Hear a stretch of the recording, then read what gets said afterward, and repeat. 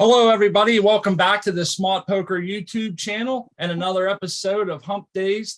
This is number 47, and we're very excited. One, to be off our suspension, and two, to be able to bring such a fun and enthusiastic show. We're going to give away some seeds. We got a few people with us here, the Doc MJ, we got Crossbones, we got Jordan J from Cocoforcannabis, and we're going to jump right into this and get some greets going on. We'll start with my wife, Crispy. Hi, I'm Christy Watsky, and I just want to say this is going to be so fun. I'm excited to be here with Crossbone Genetics and Doc and everybody in chat. Good luck to the Canadians that are going to win those seeds. This is fun. So, Doc, how you doing tonight? I'm just busting up. I'm sorry. I didn't realize I was gonna be like spotlit. I thought I'd just be like one little square in the corner. I'm like, finally the YouTube catches up to me. I'm like, oh wow, there's me making a jackass of myself. Good, Crispy Wannabe and Smart Poker. I'm happy to be here. Thank you, Doc. And then we'll slide over to Jordan J. You want to say hello to everybody? And thank you for coming, Jordan. Yeah, thank you, Smart and Crispy, so much for having us and for helping us out with this Crossbone Genetics giveaway. It's going to be super exciting, and to talk about the Spring Autoflower Challenge. We're really excited to be here with all you guys. So thanks to the viewers for tuning in. Awesome. Thank you, Jordan. And last but not least, we can slide over to Crossbone Genetics from Canada. I think he might be driving, so we've got to give him some leeway here. Welcome to the show, Crossbone. Hey, thanks for having me. Yeah, we're excited. So today what we got, I guess first what we can do is get into the SAFC. While we have people coming in here, maybe we can go over some of the what the SAFC stands for, what it's about, and some of the plans here. Doc, maybe somebody else get started here. Anybody? I'm happy to. Okay, thank you. We're giving away seeds for the SAFC, right? Yes, today's the day. Absolutely. Canadians in particular for the SFC. I'm still trying to figure out what's going on with my camera. I mean, I'd go on camera again, but like it just then becomes only me on the screen. So yeah. Anyways, the SAFC is, I'm really getting excited. Crispy Wannabe set the theme for this year's SAFC, which is size matters. So yeah, I'm excited about that, and I'm excited to see how everybody is going to get set up. The size matters is really about different size grow spaces, but then we're doing the biggest auto and the smallest auto side challenges. It's going to be fun, and I think it's also going to be fun that a bunch of people are going to be growing the same gear, the same genetics. That is fun. A bunch of these seeds from Crossbone to Canadian growers. We got a bunch of Americans growing the same seeds from homegrown cannabis companies. So it's gonna be cool getting people kind of lined up and growing the same thing. So that's gonna be kind of fun. This is our 4th annual SAFC at Cocoforcannabis, and it is a lot of fun. The Autoflowers, they get so big, man. I enjoy watching the different grows in the journals, because it's crazy how many of them, and that's what we have to grow the biggest auto this year. And we also have grow the smallest auto. So I think nobody's going to be, I don't think, chasing to the finish line on the smallest, but I think what that'll end up being is like somebody's mistake, and it might be one of us, I guess, right? Yeah, I mean, I'd be careful what you say about growing the smallest auto at this point, because you may end up wearing that. It may end up being, it wouldn't be the first time. Yeah, I can definitely imagine one tent that has both the biggest auto, like suffocating the smallest auto, right? Yeah. So maybe you win both prizes. I don't think we've made a rule against that. But no, it's definitely going to be interesting to see what growers do when they get geared up to try to grow. I mean, I'm breaking out my 4x4 tent to grow one autoflower plant to just make sure I've got enough room for it. And I'm going to have fun doing that. I mean, yes, it'll be interesting. Well, I certainly hope that 4x4 tent isn't going to be enough room for you. Oh, because that just means your plant's going to be busted. You'll be pushing the walls out on that thing. And we want to mention to everybody, you don't have to grow autos. There is nothing in the grow challenges that excludes anyone. If you're growing a cannabis plant of any kind, any sort, in any fashion, you're eligible. Qualified. Yeah, you're qualified. It's free to get in. I mean, if you want to drop like tomato seeds and grow your tomato plants on 420 with us, I think that'd be cool too. Like, yeah. Well, there you go. You heard it from the man himself. That You wouldn't can be grow whatever you want to grow. But yeah, definitely. I think that's a great point, Smart Poker. Especially since, the Autoflower challenge, it kind of sounds like the only thing you'd want to do. But we used to have designated groups just for the photo period growers. And this year, since it's more about the size of your grow, if you're growing photo periods, you're just going to go into whatever size group you belong to, and then you'll indicate in your journal that you're growing photos instead of autos, and that's fine. But for like the grow the biggest auto, you have to be actually growing an auto for that one, stuff like that. But yeah, they're inclusive events designed around collaboration. I always like to mention this. There is a selfish side to this, I should say, or a self-serving side, is that when you're in these grow challenges and you're doing a journal, that's somebody else storing your notes for you. Pictures, they're storing your information, and it's there for other people. So it's like a double-edged sword, I guess, in a good way, that other people can come along and find it. You can go back if you want to run that later or whatever, that same strain. And it's just good information. I was surprised at how much I went back and was seeing like, how long did those take? And different things. So it's a very self-serving thing as well as fun in the community, Oh yeah. For sure. I've already had to go back because I messed up. I keep a private just paper journal of notes throughout our grows, and I've already had to go and check the journals at Cocoforcannabis because I couldn't read my handwriting. Oh. So I had to go back and fix my notes using my journal at Cocoforcannabis. That's great. We got about 40 people trickling in now. I thought maybe, Doc, we could go over, I don't know if Crossbone's got a few minutes. We could talk about maybe some of the strains and some of his practices. Does that sound like a good plan to everybody? Sure. It's good with me. Yeah. Did you get home, Crossbone? You still on the road? I'm getting to my driveway here pretty quick, but yeah, I can talk about it a little bit here. So what I normally do is I kind of select a strain that I want to use for my main strain. I'll pheno hunt that, so I'll put like 15 or 20 kind of going at once, and then select my favorite one. These ones specific, it was the Ghost OG. And I was actually looking for, I found one with the purple phenotype in it. So I went with that one. And then I kind of did the same with each of the other strains as well. And then picked my favorite one. I didn't want a bunch of different plants going at the same time. So like multiple of the California snow. I just kind of selected my favorite one of each and then used those in the breed in the same tent space. Yeah. I'm curious, you mentioned earlier about, I'm sorry, excuse me. You mentioned about, this is smack, man. I was smoking some mag. I shouldn't smoke that much when I'm doing a live show, but I can't help it. You said about testing. I'm curious of what kind of tests, because a lot of people mention that Crossbones, like you'll see that on a lot of genetics pages and different people I talk to, like we stress test the hell out of ours. And I'm just curious of what some of the things that you might do is to be considered stress test.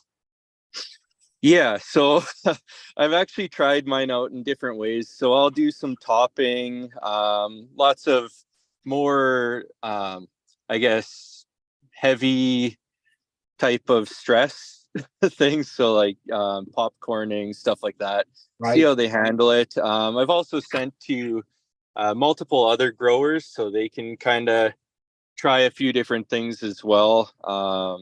But yeah, I'll usually send out about 100 seeds of each strain to different people and for them to test out in different ways, whether it be like I usually do mine in both cocoa, and then I'll do DWC as well, to try the different types there.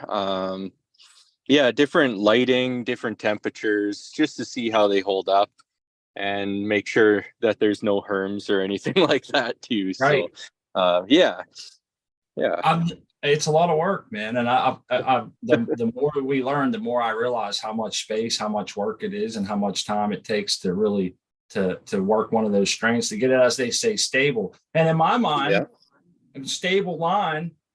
No, I could be wrong here. This is just in my mind, Crossbone. Stable lines to me is if I get 10 seeds, I'm going to get close to the same plant from those 10 seeds. I'm not going to get one little one, one big one that tastes like this, and one that tastes like that. Is that what you consider stable? It doesn't herm and act crazy, obviously, but as far as like the rest of it goes, that's what I consider. So when people say stable, well, what's that mean to you?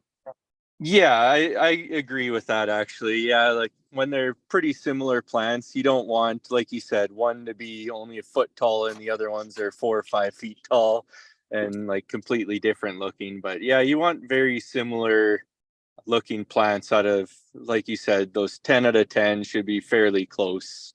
Right. So are you reversing them and then selfing them, or are you crossing them across different varieties? Because you're starting with all feminized autoflower seed, right? And then you're doing your selections and making your own crosses or your own selves. Yeah, so this one, well, the Ghost OG, I selfed with that one. So yeah, it crossed with itself on that one. And then these other ones were like the first, I guess, generation of the cross. So like an F1, I guess. So they're not. So what was I the pollen haven't donor? The pollen was the Ghost OG, the purple phenotype one. Okay, and Yeah. what was the seed parent? So that one was selfed. So the Ghost OG in itself. So I got seeds with that one. So I did the pollen and the seeds out of the same plant.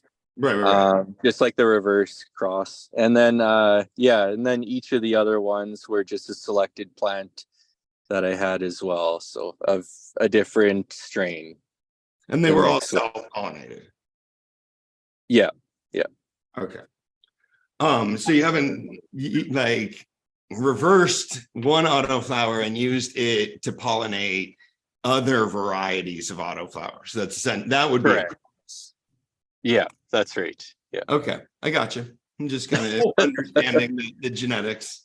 Yeah, I think it's nice that they're going to get these seeds and they'll know a little bit more about them. They'll know the test they went through and a few other things. That's kind of why I was digging there, because I find all that stuff interesting. We got about 40 people here. If you guys want, we can start soon and give a couple packs away. And the way let's tell them. I mean, these are for growing in the Spring Autoflower Challenge, and specifically for growers in Canada, right? So I don't know if you want to say anything else about that, Smart. Yes, definitely. That's like the two big things I have written down here. This is one thing we often talk about is, it's happened on our show and different places, Doc, is that we have to exclude the Canadian people because of the border and the shipping and all that. So I was super excited. I know everybody else was when Jordan and you guys got a hold of us and said that, we have a Canadian seed giveaway. And I thought, that's perfect. What a great idea. So this is geared towards Canadians. And we ask that you only guess and get involved if you plan on growing these with us in the New Year's the Spring Autoflower Challenge. And like I said before, it's a lot of fun and it's good to have that journal. Other than that, I think what else do we have to? What other stipulations do we have? That's it. We want to tell them how many seeds they're going to get. It's like a bunch, like 30 seeds, right? Like 6 packs, autoflowers. And you're going to be agreeing to grow some of them in the Spring Autoflower Challenge that starts on April 20th. And you may very well decide to grow some of them for the biggest auto or the smallest auto. I'm curious about Crossbone's thought about which ones might be the most suitable for that. And then the Canadians are going to be able to answer trivia questions for this. What are we doing? Yes, I wrote down some trivia questions. They're super easy, kind of corny, I guess. So the first correct answer. So if you're Yeah. Canadian, if you're interested in growing with us in the Spring Autoflower Challenge, get your fingers ready to type your answer in the chat there, I guess, huh? Yes, you can, and the first person to answer will be the winner. If there's multiple, obviously multiple guesses, we'll whatever the first one to come up is, we'll pop that in there. Now I have one question to my fellow host here tonight. Should I write start in the chat for each one, or should we just be able to kind of look? That's right. We're just going to ask the questions live, and we'll watch chat and see who answers it first. So. That's how I like it. Sweet. Yeah, there's a lag between us and chat anyway, so we'll have to sort of like ask it, and then we can sing a little song or something while the lag. Right on. Oh, Canada. That's perfect. Yeah, do you know the rest of the words there? I need your help. I don't. That's it. You know the first two words of the Canadian anthem. Yeah, right. The "Oh Canada" part. After that, it starts to break down pretty quickly. We only know that from watching hockey games. Much love to the Canadians, though. Much seeds to them as well. So what's the question? What's the question, Smart? You got to ask it live on the air. You can't type the question in the chat. We gotta. Yeah. All right. So let's see here. We'll go with this nice one first.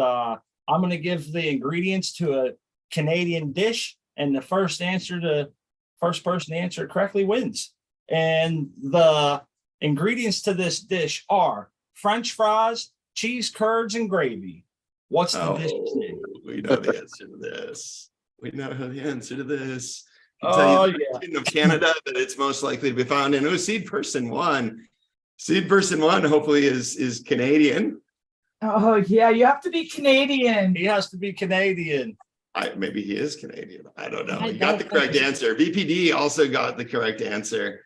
Crazy Pop Mom got the correct answer. Mom. No, VPD was right after seed person. VPD grows got poutine. Don't worry, Crazy Pop Mom. There will be more. Yes. There will be more opportunities to win. We can jump in here. I know Jordan's with us here. I'm going to post a link, Jordan, for your email, correct? French fries, cheese curds, and gravy is just pretty much the definition of health food. Oh, yeah. It sounds like it, right? Oh, it looks like it too. It looks like, a nice green salad or something. It has the same sort of like healthy appeal. I have admin at Cocoforcannabis pinned. I just want to make sure, because I'm writing down all the winners, and that's VPD Grossum Bush is the first Canadian winner. Yes. That's cool. Right. I'm going to go set up my other camera so I can put both my cameras on and I don't have to feel so gigantic. Here, I can put my camera on. It'll just be a blue screen, Doc. It'll make you feel a little better, I think. Let's You can't put like your grow cam on somewhere? I didn't hook it up. I should have. I thought the lights go up at 6:30. Put a pointed at something. We can't really do the tent right now, but yeah. Mine will be, that's all I can do is blue for you if that helps. Oh yeah, I mean that helps a little bit. I don't know. I don't want you to feel left out. I can't wait. Pretty soon I think I'm just gonna throw the camera off and say the hell with it. We've been talking about the risks really versus reward. It's just too much. We have zero risk. Nobody really really take a lot of the risk off of ourselves. So our face is coming to you soon. Yeah, stay tuned for that. Stay tuned for that. We might lose a lot of followers to see this one. I'm chewing on a new pen now. I got to stop doing that. Or I totally inked myself up the other day. So I'll try to keep my out of my mouth and not fidget with them. That was fun though. I think we could do another trivia question. Got another trivia question? I do. I have another one. It's 4:20 here where I am, so I think we could do another trivia question. Well, let's blaze up. We'll blaze up to the 4:20 and get a question rolling. All right, let's do how many points or tips are on the maple leaf that's on the flag of Canada? This proves if you're really Canadian or not. Yes. Yeah, that's a question that the Canadians should know. Oh, they can go look it up.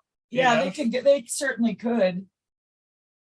Yes. A little hint to that would be like the original points on the maple leaf were gonna be 13, but they changed it. Yes, they did. They And changed. they changed it to how many? Like years ago, they changed it. And it was crazy. I was reading it. I'm thinking, wow, what a cool, that's That's pretty an wild. interesting thing to find out when Yeah. we're doing this. Yep. So Oh, but yeah, everybody's going to get 5 packs of seeds, and there's going to be a half dozen seeds in each pack, and that's pretty cool. You get 30 seeds for every winner, and yeah. All righty, I see our winner. There it is. yeah, Yes, Mr. Mountain Dan looks like he's the first one to say 11, and 11 was the answer. It used to be 13, and they backed it off to 11. I forget what year it said, but I thought that was pretty cool. all right. Lost some of their points. Yeah, they They designed it to have less points. So 11 points on the maple leaf of a Canadian flag. 11 points. I thought you said these questions were going to be easy. I thought that was easy. Hey, You know what? I'm not. I knew poutine. You knew poutine. I'm hanging my hat on the fact that I knew poutine. I didn't know 11 points. Hey, these are all Dan apparently didn't either, but he's stoked. Oh, man. these are all answers from Google. Excellent. I know We've got more, but yeah, Yeah, I know Jordan hasn't had a chance to weigh in. Are we missing anything, Jordan? You're always the voice of reason when I get caught up. No, so far so good. I see the chatters have been keeping up with the giveaways. Just maybe a reminder that these seeds are for Canada growers only. But yeah, other than that, everything seems great. And the lucky winners today are each going to get 5-6 packs of seeds, like Smot said, from Crossbone Genetics. And the strains on those are called Ghost OG, Sour Ghost Kush, Gravely Ghost, Slimer, and Ghost Beach. So a very spooky theme going on there with that. Oh, yeah. I like it. Yeah, it sounded like Ghost had been crossed in. That was what I started thinking. If there had been like a male used for pollinating several different females, or what was going on, but they're all selves, right? Crossbone. Yeah, that's right.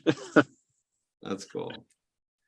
That's cool. Well, it's gonna be fun seeing people growing them out. So, which one's your favorite, and which one do you think is going to be the biggest auto? Oh, the biggest one would be the Slimer. That one was, well, they're all relatively the same height, but that one got really quite bushy. So it filled out the tent pretty good. And yeah, after about 85 days from seed, it was pretty much done and had about 10 ounces dry. 85 days. Okay, so like 12 weeks, huh? Yeah, 12 weeks exactly. Yeah. 20 hours of light. I just did 18 and 6 on that one. But yeah, Nice. sometimes they do 20 and 4 and other ones. I try the 24 hours light, but yeah, it was a little much for some of them. So I went back to they like the 18 and 6. Cool. Yeah. Cool. Yeah, I think I'll probably do 20 on, 4 off for growing my biggest auto. Definitely like having some sort of dark period for them though. I agree. Seems like that 4 hours doesn't seem like much, but it really does give them like a reset, perks them up, and it kind of feels like, I don't know if it's It gives them right. a rhythm, Yeah, they just don't have to photosynthesize for a little while. I feel like it gives them a break. They can take their shoes off and relax, and Yeah, it's like, I remember when I moved to Southern California from a place that had seasons, and like it snowed in the winter and was like blistering hot in the summer, and like all of a sudden you lost that rhythm, and it just like a little bit colder and a little bit warmer, and it wasn't like sort of the pronounced changes like that. And you lose track of time. You just get older faster because you don't realize how the passage of time. I think plants have sort of similar issues to that when you don't give them any kind of dark period. There's nothing creating sort of a rhythm in their day. There's nothing, it's just constantly the same all the time. So, you know, plants will develop a circadian rhythm if there is like a dark period, but if there isn't, then like there is, you know, people that are vision impaired, call it non-24, like having issues with not having that sort of like 24-hour rhythmic to your cycle, and it's harder to kind of stay in rhythm. Right. So I really believe it has more to do with all of that than it does sort of to like anything that happens while it's sleeping, or like all living creatures need to sleep or whatever. They need something to clue them in about rhythm. When I start mine, I keep them on 24 hours. Like the first 2 weeks, I just leave them run at 24 hours. It kind of makes it easy for me to control my temperature and keep a nice, perfect start for them that first maybe 10 days or whatever. And then I kind of get them into a rhythm. You guys do that too? I start all plants under 24 hours of light for usually at least the first week or so. And I always sort of ease them into darkness then. But yeah, I do. Right on. Hey Doc, while we got a couple minutes in between here, we're coming up on the 7:30 mark. I know you have a new show, man. I mean, it's been a lot of fun. Ask Dr. Coco. I was going to see if you wanted to mention it to some of our people here. I know you got a lot of fans out there that might not have heard about it yet. And we got the link here ready to put up in the chat for everybody. Cool. Yeah, I'm doing the Ask Dr. Coco show for Patreon subscribers. So it's a grower supported show. Every Monday night, 5 o'clock my time. That's 8 o'clock for you guys out on the East Coast. I'm growing some plants. So that's what I was going to show you. I was going to go set up my camera and I can put the Dr. Coco grow cam on. And I talk about sort of my garden, give a little garden update. I have a guest on to do a garden update. And then I answer questions that people have asked me during the week. I kind of started doing this because I get like a lot of questions asked me during the week, and I don't always have time to sort of answer them. It just takes a long time to sort of individually answer these questions. So I decided the cool thing to do would be to set up a show like this, sort of as a consulting session, where a bunch of people could come, ask questions, and I could sort of answer them off. And I don't know, it's been fun. So you've been to, you know, several of the shows and starting to get, you know, a good little following showing up every week and interesting questions. I try to choose one of the questions that was submitted in advance and kind of work it up as a little lesson with like a PowerPoint and graphics and stuff like that.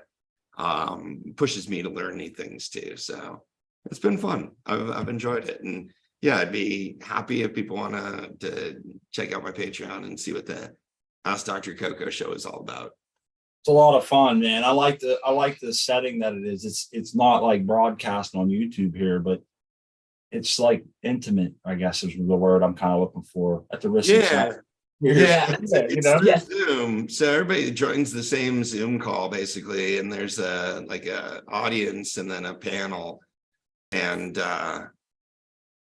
yeah, it's not broadcast, it's not public, and it allows, like you say, more intimacy, a little bit more of a you know, just hands-on friends. Nobody here except us chickens, you know what I mean? So we talk about right.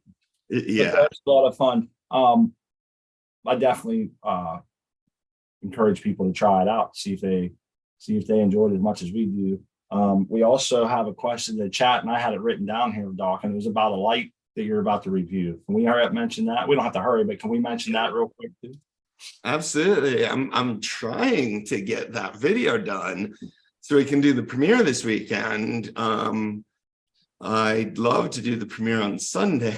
I hesitate a little bit to commit to that, but yeah, I'm pretty sure I'm going to do the premiere on Sunday. So this is the Spider Farmer G860 or 8600 actually, sorry. I keep missing a zero off of it. But the Spider Farmer G8600, which is 860 watt grow light, and it's interesting. It's a great deal. It has a bit of a catch. that, won't make it the ideal light for every grower. But, if you can handle that, then it's like the best cost efficiency of any light I've ever tested. So lights just keep becoming better and better deals. And yeah, this is definitely one. So I actually published that test report. You can find that in the Grow Light Guide to Cocoforcannabis now. Spider Farmer G860, and my written reviews up there. But like I said, I'm still sort of finishing the video.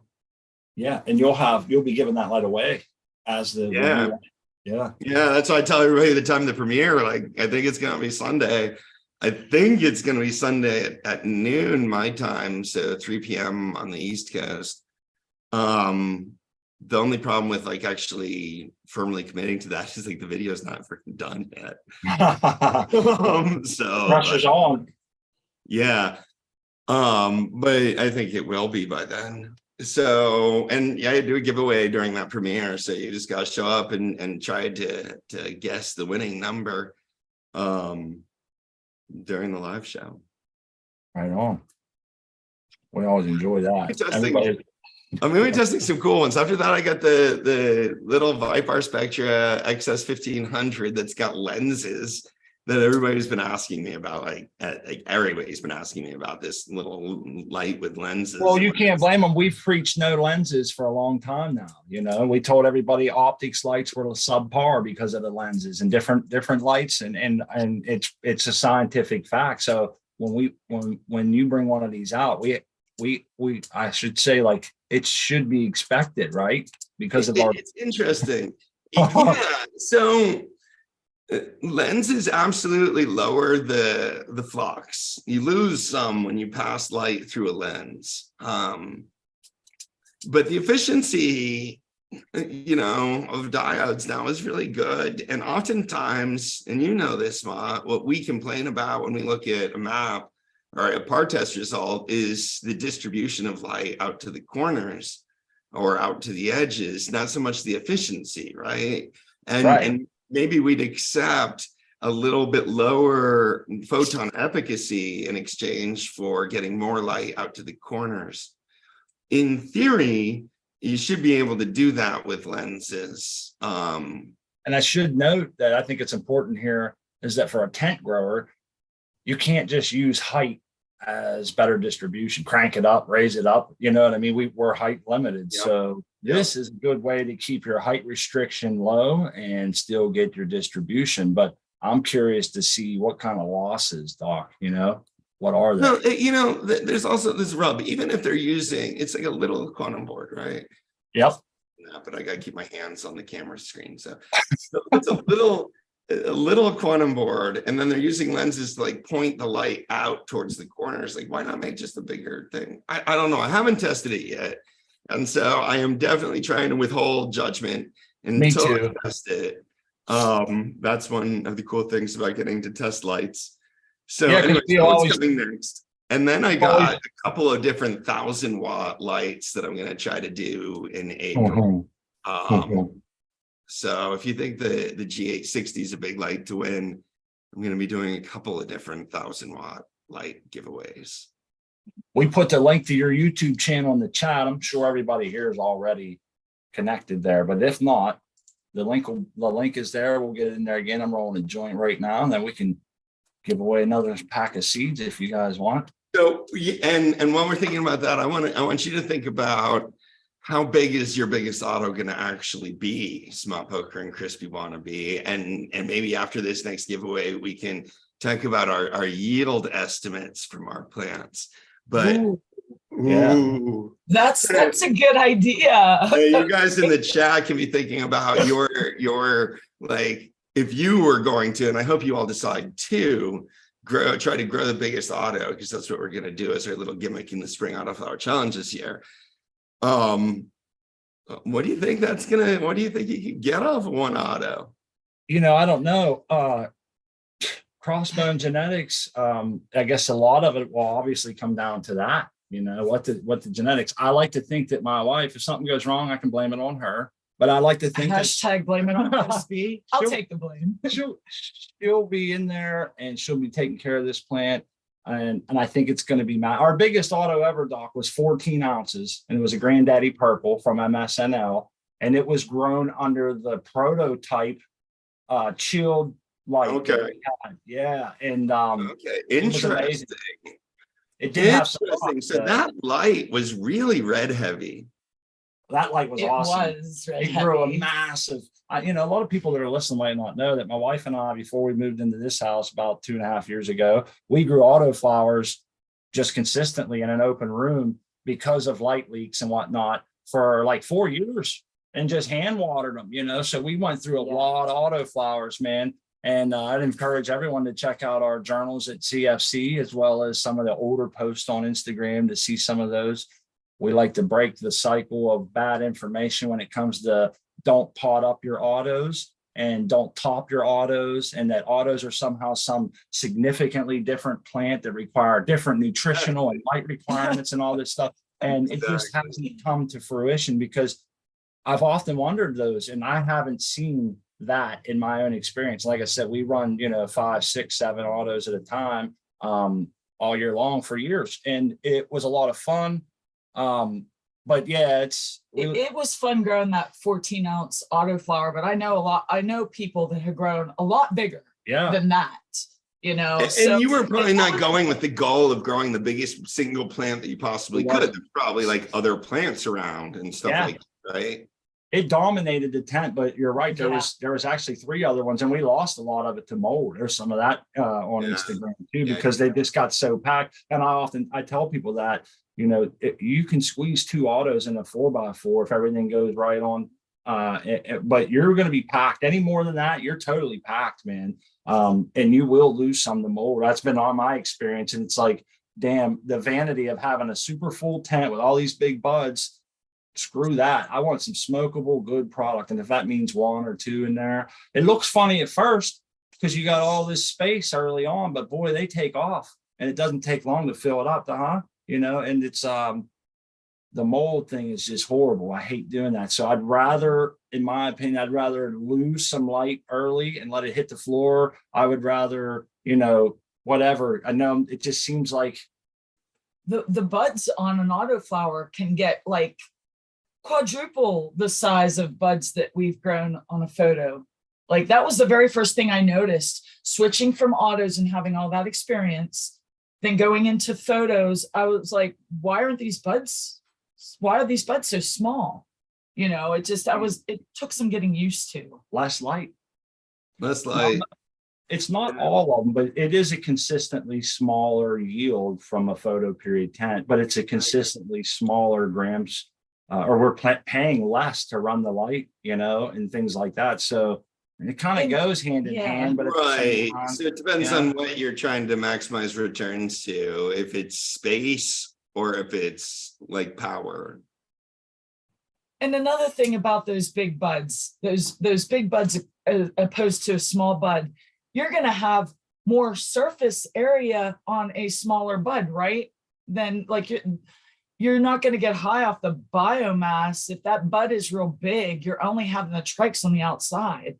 Am I correct to understand like how that works? No, I don't think so necessarily. I don't think it's just sort of the surface area of the flowers. I do think that there are sort of cannabinoids throughout the mass of the flower. Gotcha. Okay. You know where we got that thought process from was us talking while we're trimming, and we're saying, I remember us talking, we're like, how when you have these big buds and you're breaking them open and they're like really light green inside, they don't have that nice looking crystal-y effect at like the outer surface. That's like when the 2 buds kind of grow together. Yeah.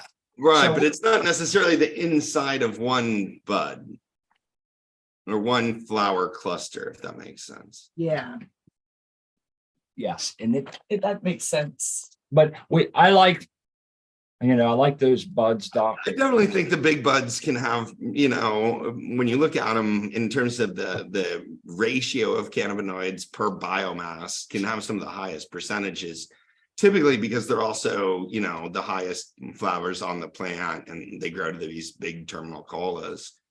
The downside there is they tend to mold. So that's a considerable issue if you're not like topping your autos and you're growing these big plants not topped and getting a big, huge sort of terminal cola. Yeah.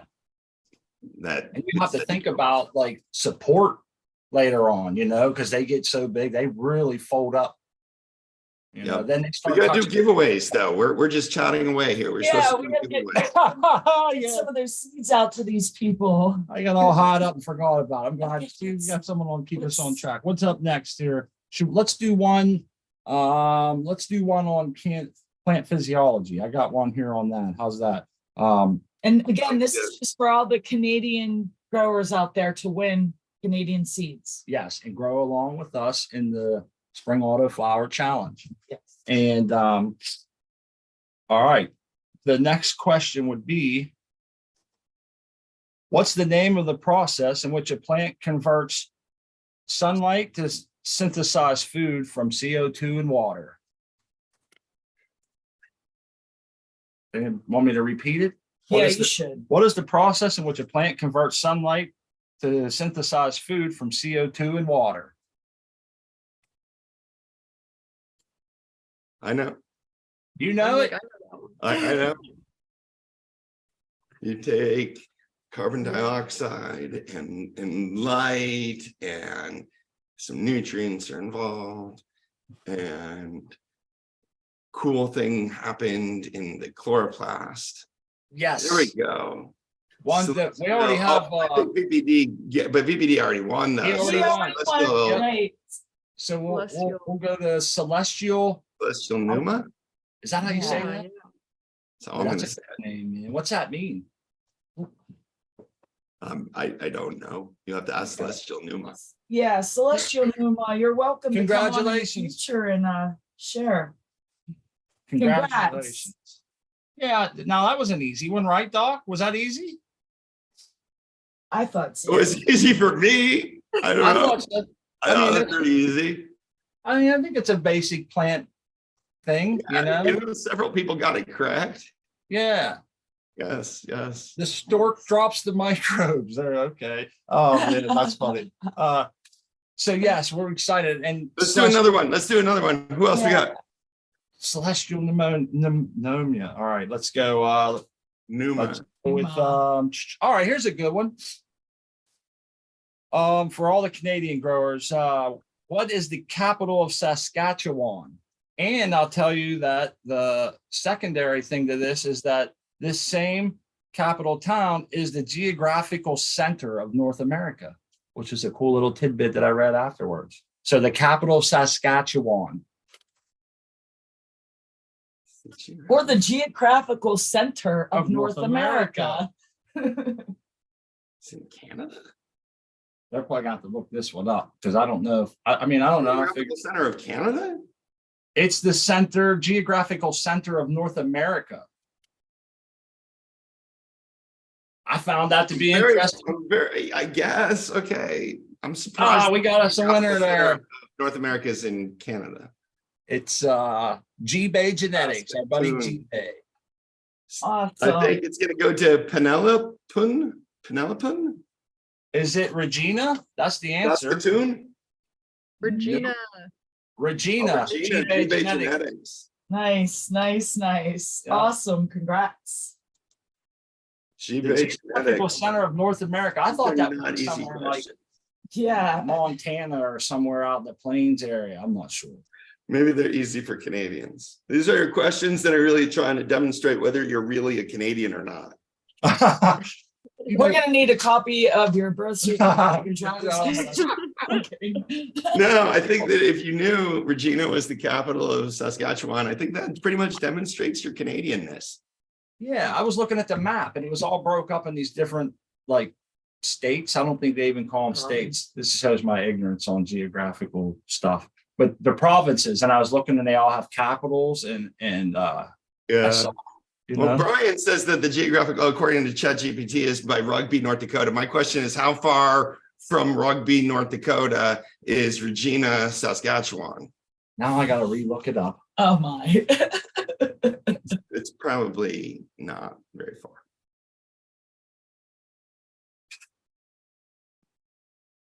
Anyways, is that it?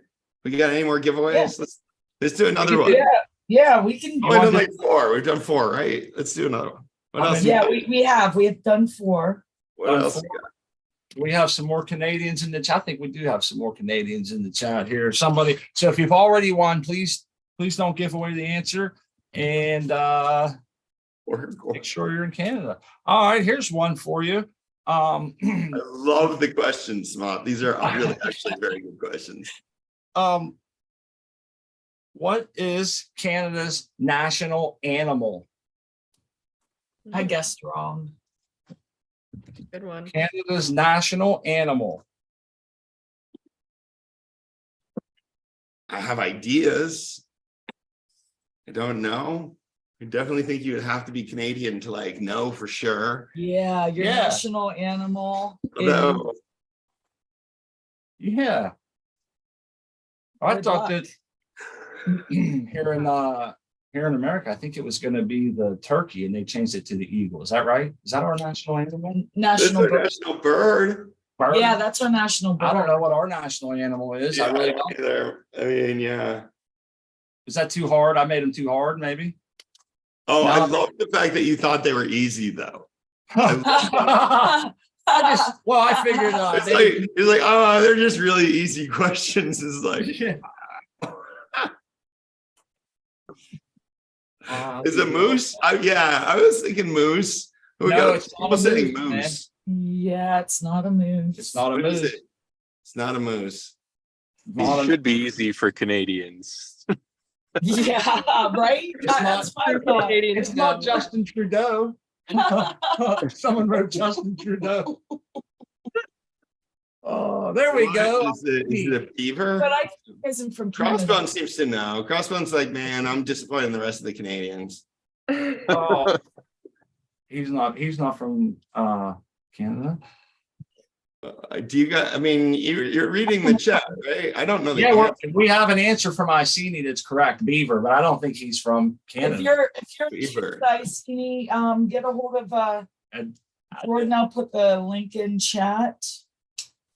Yes, all winners, please send me an email at admin@cocoforcannabis.com and I'll get y'all's information and get everything set up that way. The Beaver, huh? Okay, That's, I think Iceni is passing, maybe. The beaver, the mighty beaver. There's the beaver. Pass it on, he says. Okay. So I guess we need somebody who is from Canada who wants to accept Iceni's gift. And I want to tell everybody, I think we're going to maybe try to give some more seeds away. Is that right, Doc? We're going to try to maybe do this again. No. On Sunday. Yeah, I think we'll still have some to give away on Sunday. Absolutely. Yeah. So yeah, if you know other Canadians, you can send them back here. What, do we run out of Canadians? Are there Canadians in the chat that still want to win some seeds that haven't yet won some seeds? Mountain Dan had already won. He guessed correctly. There's Penilipon. Penilipon saying, Got some beaver. Got a beaver. Penilipon, if you're from Canada, you just want some seeds. If you want to grow along with us in there. Dan. Yes.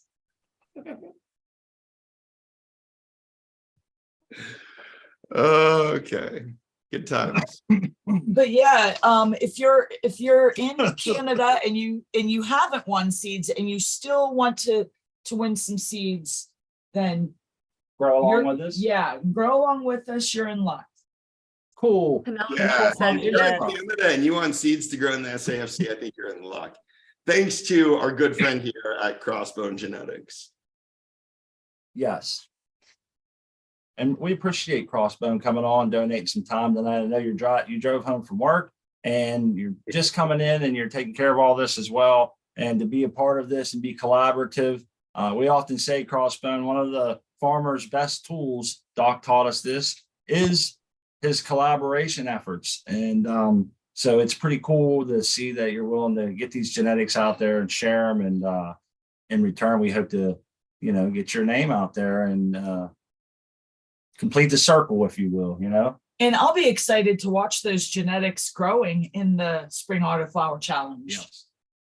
That's my favorite part, is getting a bunch of people the same genetics and seeing sort of how they're going to grow with it. It's going to be cool. And we actually have it set up so that all you Canadians that are winning these seeds, when you set up your journal, you can actually add a little icon to your journal that shows that you're growing Crossbone Genetics, and you'll get a little logo added there. Then you can click on that and see everyone else who's growing as well. So it's all kind of right there for you.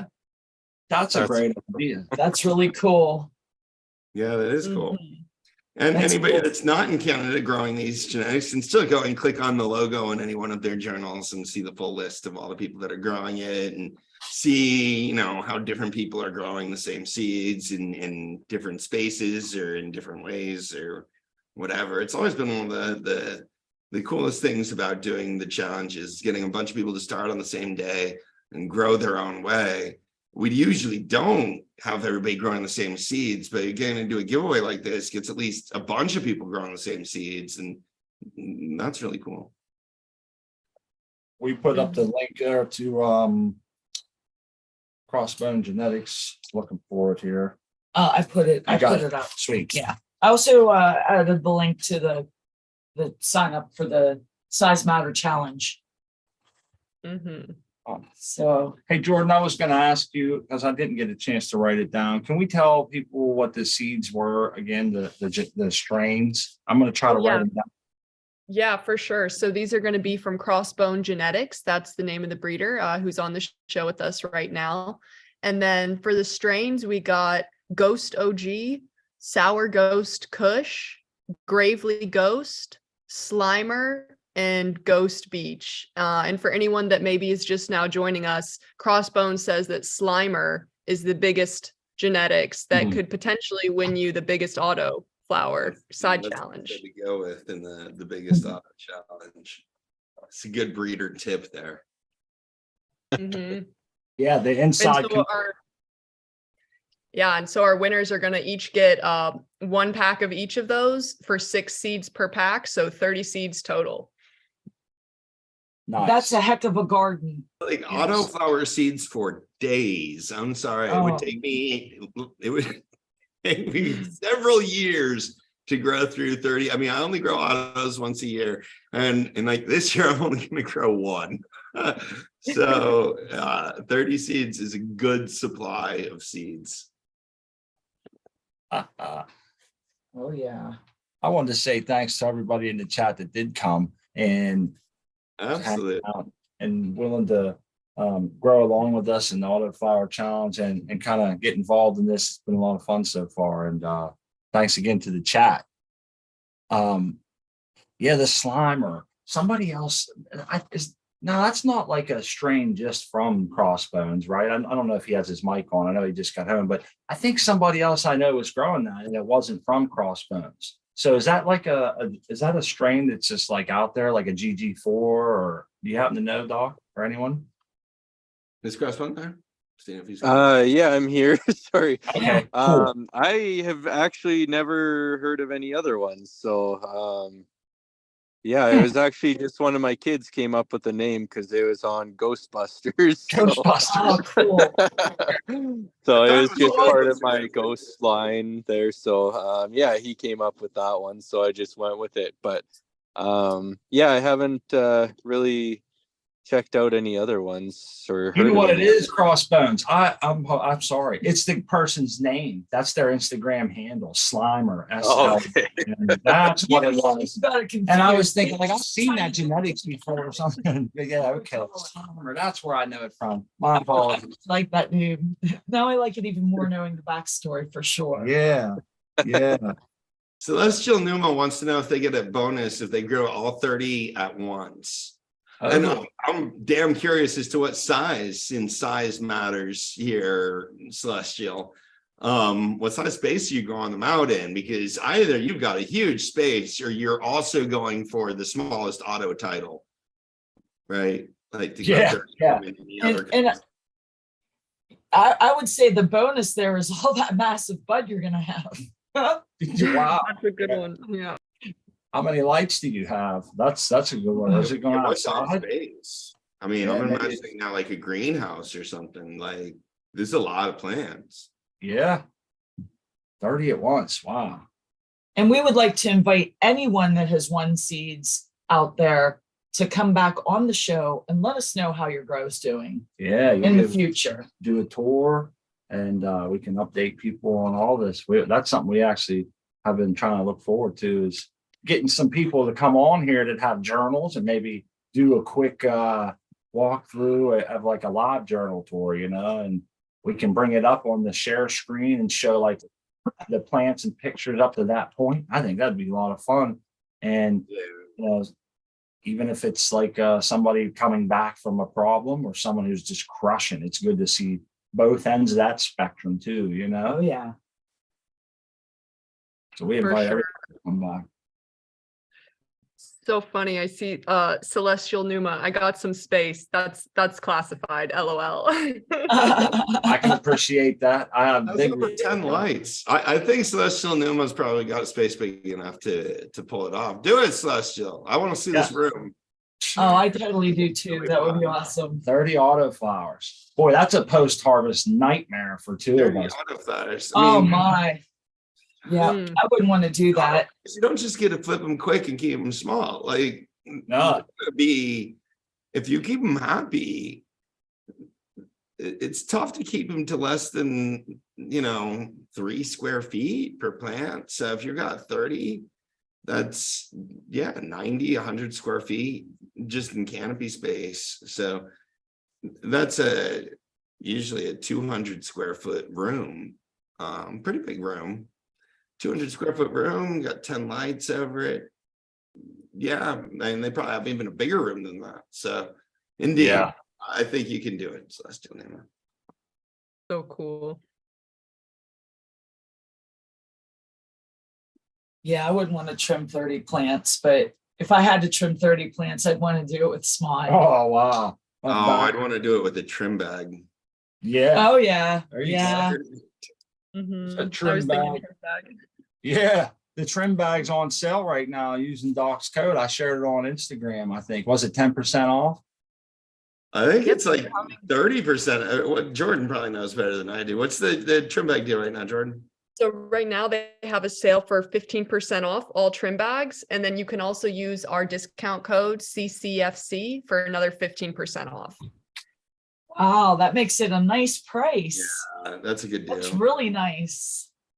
Stack those discounts, and we're rolling into a bunch of sales now with 420 coming up too. So you need to get new equipment or whatever. Look for the stackable sale deals where you can put discount codes on top of sale prices and like save lots of money.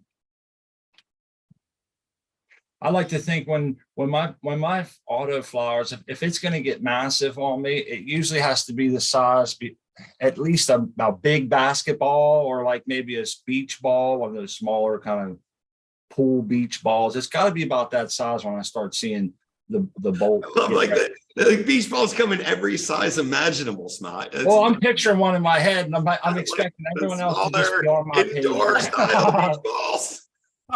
Basketball? It's like a large basketball. I don't know. I can palm a basketball, but Yeah, I Balls picture are all my pretty head. much exactly the same size, but yeah, it's like larger than a basketball, but Yeah, I could picture not it in my like head. oversized, ridiculous ones that you use to like knock over your little. Yeah, I got you. 30 days, I'd say. About 30 days. We usually have 2 pot ups in, and that's about the size of the overall plant architecture. If we're doing a decent job, it should be roughly that size. And then I kind of know, then that's when I start getting a little worried, like, oh, this thing's gonna outgrow the space easily. I have to really plan to, be on top of it. But yeah. Yeah, and if you're not sure and this is your first time growing autos, you're going to be doing it with a lot of people that you can ask for help if you're not sure what to do. Yeah.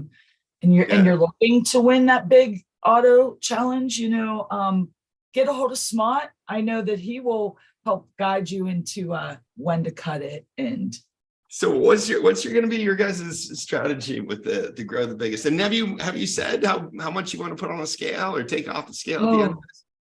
Did we get to that? Like the whole the 1 pound threshold, I'm just putting it out there. The 1 pound threshold has come up in discussions already. So I think the 1 pound is sort of like the over under at this point. We're just going to set it at 1 pound, and then you can decide if that's like too ambitious, if you don't think that's realistic, or if you think you're going to top that. I don't know. I think I would be very, very proud of my wife and I if we got a 1 pound autoflower. And You I were was there. I like, mean, 14 ounces, right? So I you were- know. Yeah, I know. And I was proud of that, man. I was proud Yeah. as a game rooster, man, you know, and I was like, geez, this is crazy that we was able to take a little seed and in 97 days or 92 days, you know, all of this. yeah, tend to all this biomass. And I was thinking, you know, it makes you feel good when you know you're doing something right and you're banging on all cylinders. And the understanding of the plant that you think you have does kind of pan out a little bit. And so, you know, and then, yeah, so I would Watching the say- chat react to my pound benchmark threshold. Like, I don't know. I mean, I'm just saying that that's come up. I'm not saying that I've grown an autoflower to 1 pound before. I am saying that I'm gonna try, and it's probably also pretty stupid to like make such like public proclamations, but like I'm not trying to guarantee this. I do think it's achievable in the right situations. But yeah, a pound of dry harvest. In any event, like you said, you got 14 ounces. I think if you had went for this with that plant, you probably could have gone for it, like, you know, cleared out the other plants from the tent basically and dialed up the light. Yeah. To the max. oh Right? yeah. Well, it just so happens that we're gonna try maybe 2 seeds or 3 seeds, and just in case we break one or something, I want to have a backup so I can still be But when are involved. you going to call? Are you just going to set up a secondary tent and keep them alive and harvest off of them? Or are you just going to cull a perfectly happy plant just I because can't it kill. was We like can't. not quite as Oh, big as the other one? We can't kill anything, Yeah, dog. It's one of the reasons we have a 1 gallon tank going right now. Is because we can't kill much. I just don't have the heart. And I'm always so curious. Like I'm looking at it, like what? That's a genetic stick that I have no idea what it's going to turn into. That's probably a weird way of thinking of it. But when I look at a little plant, that's what I think of. And I'm just curious, like, oh, you know, we got to see it to the end. So yeah, we'll probably start 3. And unless it's really not going to be worth the light versus reward, we'll probably see them through. But we will designate one as the biggest one early on so that we don't pull the old switcheroo when we see one take off. We got to figure out once we've finalized the prize for all of this, which we're hoping to announce, but we're still sort of finalizing that. We gotta announce sort of the real rules for this if you want to go for the biggest auto prize. And one of them is going to be that you have to germinate and document that on 420 with the rest of us. And then there's going to be an entry probably around July 1st. So the plant's still standing at this point. We're not expecting people to have harvested and put it on the scales before we're going to actually judge this. It's going to be sort of biggest auto. We're working details out, but we are going to try to tighten those details up. And we're going to have a little meeting about this amongst the steering committee and the group leaders, I think, to tighten that up. It's smart.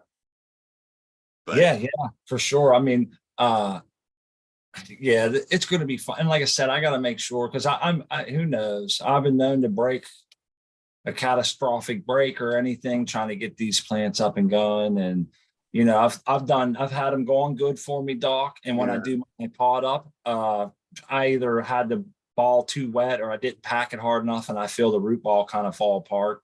And that just makes my heart sink because I'm thinking this thing's been doing great and I just messed it up. And then sure enough, it's stunted and et cetera, et cetera. So I want to have more than just one. So yeah, we're going to have a couple going. And yeah, well, I don't think that's necessarily going to be a violation of the rules. There is going to be some point where you have to enter one of your plants as the largest auto, but you could have 3 or 4 plants. I mean, if you got the space for that. the thing is, if you're trying to grow the biggest plant, you can, you may not have a lot of room for other plants. I don't know. I've got my plants going now that are going to be going until like May 25th or something like that. They just flipped last week.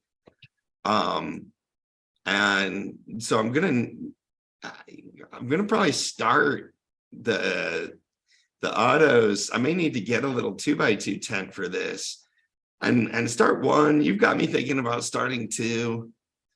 And then at some point, I'm going to set up the 4x4 and probably just move one to the 4x4.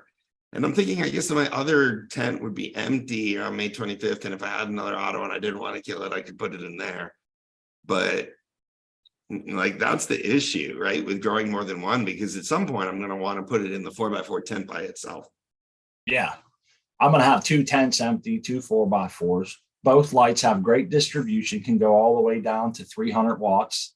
And still cover it very well. And so we're looking to start 3 tents. I don't even have a light for that tent yet. Oh, man. I have a line on a few lights though, so I'll figure something out there. But we got the Smart 8. The secret weapon is the Smart 8, man. Yeah. I did the last time I had my 4x4 tent set up. I used the Smart 8 and then I gave it away. So I'll have to get a new light, some variety of light. I'm sure there's somebody that's going to offer me a light if I need one. But yeah, I have to think about that. I need to think about my little 2x2 tent too.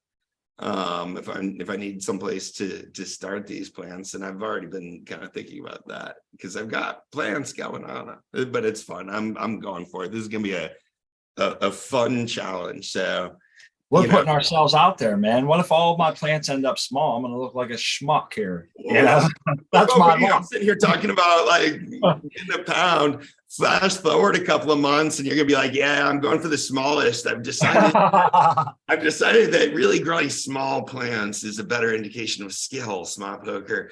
Well, autos are our bread and butter. I feel like we have so much more experience with the Autoflowers, and our rule of thumb generally is we're out to beat the best weight overall. We always want to beat our best weight. That's our own secret little challenge for ourselves, and we always want to do better than the previous grow. That's just, I think everybody wants that for their own tent. So we're going to do our best. Hopefully we have a contingency plan. We have a plan B, a backup. Yeah. So that's always good. But yeah. See, everybody's got a backup in this. It's go for the smallest auto instead of going for the biggest auto. Well, should the worst befall us, I must say that humble pie is a taste not foreign to my palate. And I'll be the first one to say, like, I really fell flat on my face here. But you know what my next words will be? Let's try again, right? Let's do it again. Let's see what we can do. And you don't learn something unless you're willing to fall down. Like we used to say that when I was skiing. If you don't fall, you're never going to get better at this. Like you got to be willing to fall. Exactly. That's how we found Cocoforcannabis. We went looking for help because we was having problems, man. And we had these big giant plants that were just droopy every day. Starving. We found out the EC was too low in our cocoa, which we had no idea. And then boom, they perked right up. And I was like, yeah, okay. So there we go. We was off to it. And off to the races. Then I realized that we had both been on a different platform before that. And he was under a different name. I'm like, this guy really helped us out before we didn't even know it. And now he has a book and all this other stuff. And he owned his own website. And I was like, check this out. And that's kind of when our internet started with, this has been a lot of fun, man. Yeah, we've been on a journey together for a while now. Yeah. It's been fun. We've seen changes in this industry together, Smart. Yeah. I remember when you were growing with one of the fanciest, LED lights out there. And that was just a few years ago, right? The Fluence. Yeah, boy, that thing really pumped. Back when getting an LED bar light that was any good at all, you were paying like $1.50 per micromole. Yeah. Right? Yeah. Yeah, this light that I'm the G8600 that I'm doing now is less than 30 cents per micromole. Right. Nice. Yeah. I paid like That's not big. $1.25, I think. It's Something like, like yeah, $1.25 then. I mean, it was well over $1 per micromole. Well, what was the what'd you pay for the light? The Fluence light was $975 And it was total. like 700 something micromoles we figured out, right? I want to say it was 860. Was that too high? That sound too high? Oh, it might have been. It was 330 watts, but man, did it pump, Doc? Because this is 330, we probably gave it, yeah, 2 point something. So I think it was eight. I think we figured out it maybe 800 is okay. I'll believe 800. Yeah, maybe it was maybe it was just under 800. Yeah. But you know less what? than I often tell this story. fewer that- micromoles than dollars is basically the point. yeah. More than $1 per micromole. We had that big HPS light up there swapping out them 1,000-watt single-ended bulbs, controlling all that heat, AC blasting all the time. And then we switched from 1,000-watt HPS to that Fluence that cost a lot more, you know, and I'm thinking this thing better produce. And I didn't know much about lights. I was just taking yours and Dr. Photon's word and some other people. And we put it up there, Doc, and then pulled the same weight that we did with the 1,000 watts with less bleaching, a little more coverage. It was nicer. And I just felt like the room was easier to control with that light. And I'm thinking, boy, this is nice. You can touch everything on this thing. Everybody's going to LEDs. Right. But you were just leading that charge. I mean, everybody else now has followed you, basically. I'm just saying, like, there was a point where you were the only guy I knew that was growing under an LED bar array. Yeah. Right? Yeah, and that was like 5 years ago, man. Everybody is growing under an LED bar array. Yeah, exactly. It's just, it's wild how that. You know, that was the grow that spun me out. And I thought to myself, how does this light work? How is that possible to take 1,000 watts and get 2 pounds of bud from like 6 plants under it? And then we swap it out with a 330-watt light. And then I also had in the closet 1,000-watt equivalent blurple that I had. And I'm thinking, now that one's supposed to be 1,000 watts and it don't do shit, you know? And I'm thinking, how's all this work? And sure enough, I fell into a rabbit hole with Doc MJ about the lighting. And ever since then, in the last, you know, yeah, it's been about 4 years, right? Yeah. 4 years. Yeah, that's what it is. Right. But I mean, the whole website's been around now for just almost 5 years. So yeah. And it's interesting. When we started the website, we were recommending HPS bulbs, HPS grow lights to home growers. Hortilux. Yeah. And the whole kits and basically making the argument that like some LEDs were now more efficient, but they cost so much more money that it was going to be, you know, decades before you'd make your money back on that. Right. And the LEDs just kept getting sort of better. And then the cost started coming down. It wasn't until Mars Hydro released the TS series, I think in 2019, that we stopped recommending HPS lights, because basically at that point it was like, look, this is the better deal. The price has come down so much, the efficiency is higher, and it's not that much more money, and they're much easier to run. So that was sort of the threshold moment that pushed us across to go into LED lights. And yeah, now I can't even imagine recommending an HPS system to a home grower anymore. It's tough, man. That's why I often tell that story. People that are kind of trying to use HPS, or some people say about they like the different spectrum that it gives. And then I just kind of sigh, and I think I once thought the same way, and it's hard to impart this on somebody. So what I like to tell them is there's journals that show one grow and then the very next grow under the same conditions and everything. And you can see that it's very much a real thing. And it's just wild how that works, the lighting. And it's not an easy thing to understand. So if you go around the community and just go based off of a few quote unquote authoritative figures, you can be led astray quite easily. So it's tough. It's one of those things where for me, it's not easy to grasp the lighting. So I still work I on think it. you've gotten so much better at it. I mean, I don't know. We've been having conversations about lighting, like we're talking about for literally years now. You're But right. I definitely think you've got a pretty firm grasp on the fundamentals of horticultural lighting. But yeah, that's we want to tell everybody you can go to Cocoa for Cannabis. They have a grow light calculator. And this is one of the baddest things over there. I think that I love this as part of the website that you can go there. You can put multiple data points in there. You can put your space in and find out how much light you need, and then go pick out lights. You can put in the light you have and see how much space that it's capable of covering. You can come out at different angles and use the same algorithm that's built into the calculator. And it's just, I think it's a underutilized. I know that's one of your biggest driving forces, but a lot of people, when I tell them about it, I'm thinking, I can't believe I've known you for like a year and a half and you don't know that the calculator is there. So I always like to mention that. It's a very, very useful tool. And lighting's a super important thing in your grow, right up there with genetics, in my opinion, and most everybody else's. And it's important to know these things to really maximize your plant's potential and your growth space and your money and your labor cost and your labor, just your labor that you're putting into it and all your heart and soul that we put in there. It's a real kick in the gut, man, whenever things go wrong and you think, if I'd have just did a little more homework, or if I'd have just did this. So it's something to definitely pay attention to. Yeah.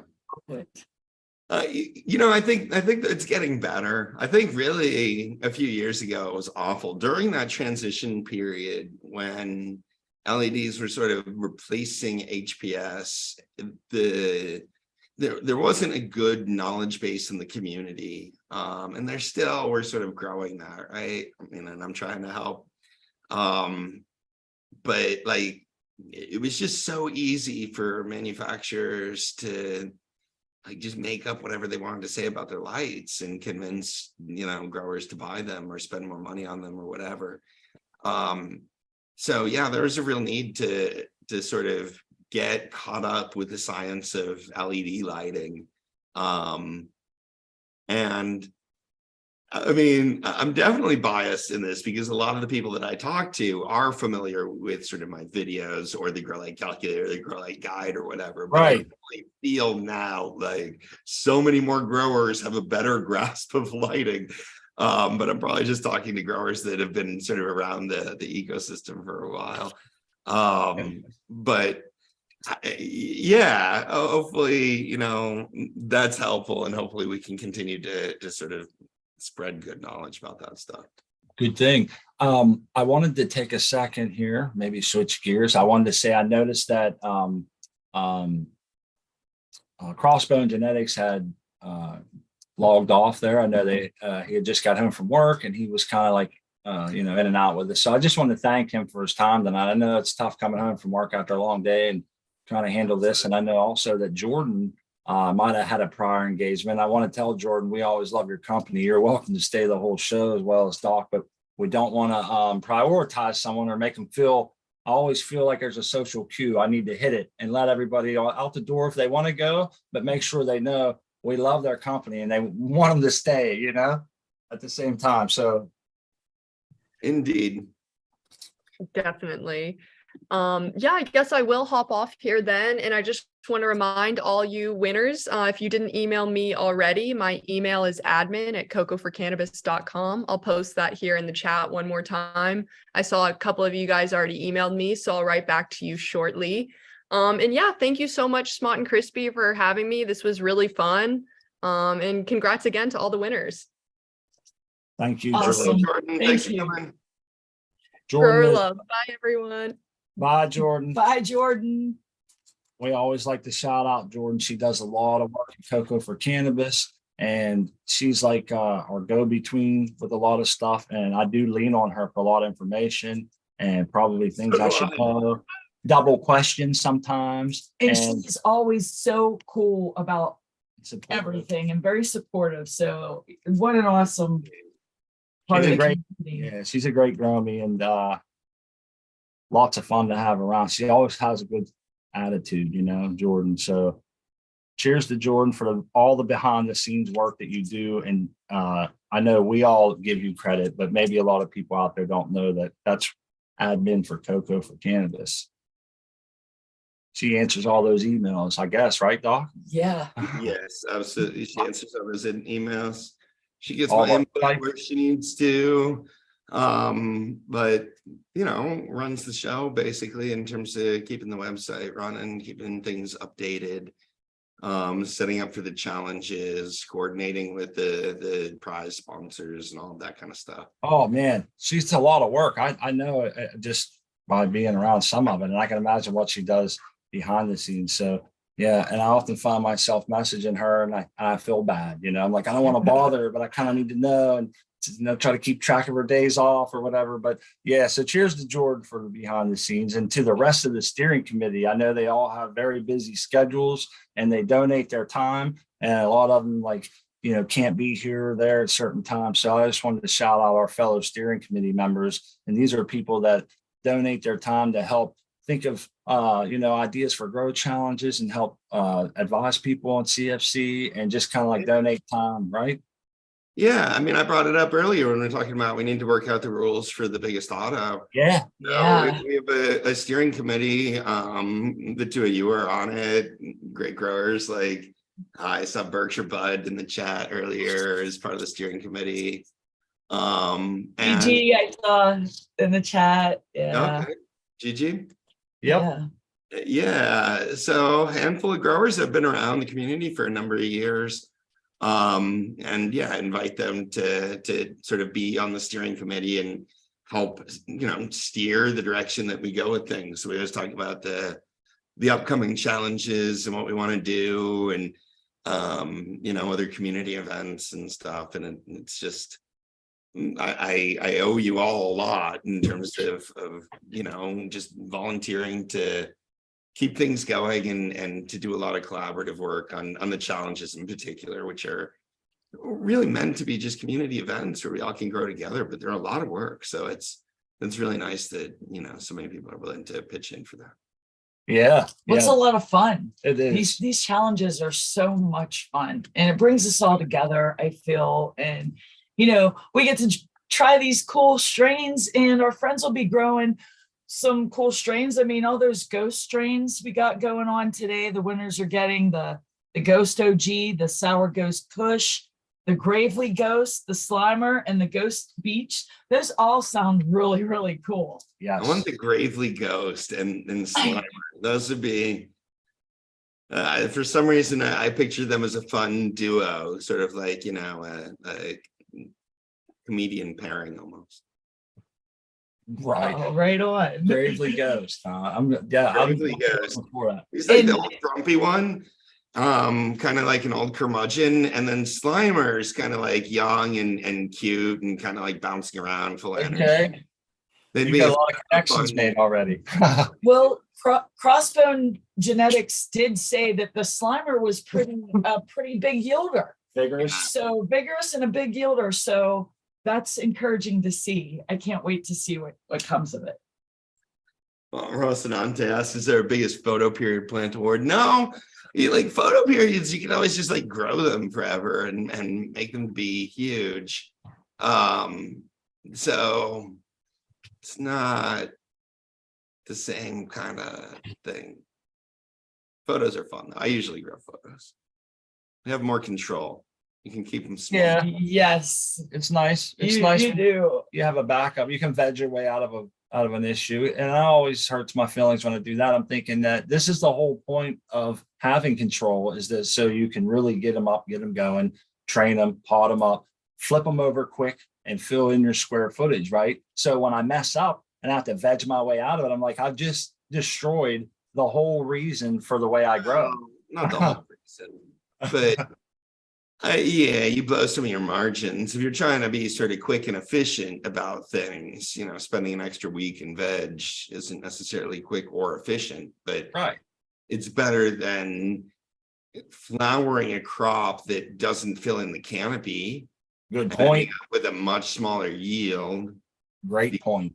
Right, which would have been the alternative with autos.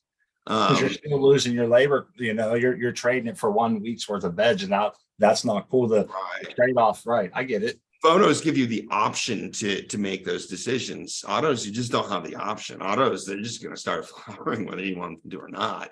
I mean, and that's why so many people, and I don't think they say this quite as much anymore, but people used to always say like autos are better for beginners.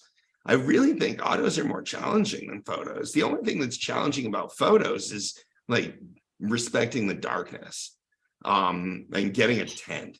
If you don't have a tent, I sort of do understand the advantage of growing autos because you're probably going to have light leaks if you're a new grower.